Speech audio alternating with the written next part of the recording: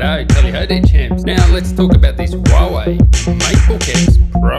I have a deal for you guys. If you're stuck with Windows Home and you want to get Windows Pro, or you just want cheap office keys, gaming keys, or gift card vouchers, head on down to 09, look in the description for the links and a discount code to get even more of a discount.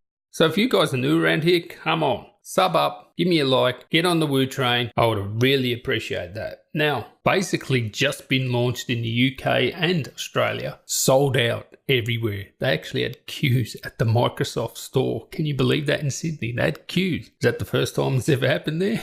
And it is literally sold out online here in Australia. So man, come on Huawei, get some of these things out there. So people obviously want them and I can see perfectly why they do. Now this is the gaming review. We'll have a full review coming out soon. So by no shape or form is this a gaming laptop. I mean, if you want a gaming laptop, don't buy this. But it'll get the job done. You're not going to be playing the highest settings and you're not going to be getting in excess of 60 frames per second, but it can game. It has a 2GB MX150 graphics card. This model I have here has the i7-855U. That's 1.8 GHz quad core 15 watt part. And it also has 16 gigs RAM. Now you want to get the one with the graphics card, this particular model here, because that's what takes this laptop to the next level. You're getting a package as small and as light as a 13-inch MacBook Pro, but it has graphics. And it's at a really aggressive price point too, especially compared to even XPS 13 or MacBook Pro. It's very good value considering what you get. And this display on this is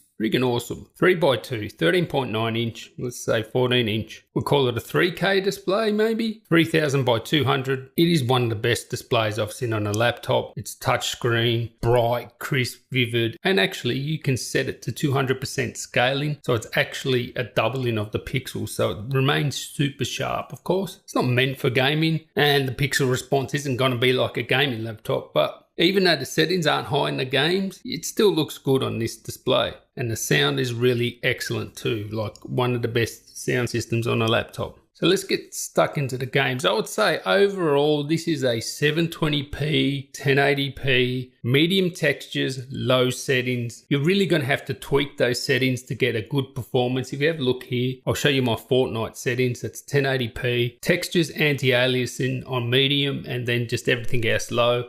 And I was getting, you know, over 50 frames per second with that. Now, Deus Ex Mankind Divided, PUBG, Witcher 3, I had to lower down to 720p and do the same sort of thing. GTA 5, like GTA 5, I was able to play at normal settings, virtually around 60 frames per second. So although in terms of gaming, it's not going to blow you away, it's much better than a 13-inch laptop that doesn't have a graphics card, which those ones, they can't really play AAA titles. This one can. It's not the best settings out there, but it's better than nothing. And I think a lot of people will give up the performance of a full-on 15-inch for the form factor of this and how small it is. So I've pretty much done that with all the games, medium textures, a little bit of anti-aliasing and turned everything else to low.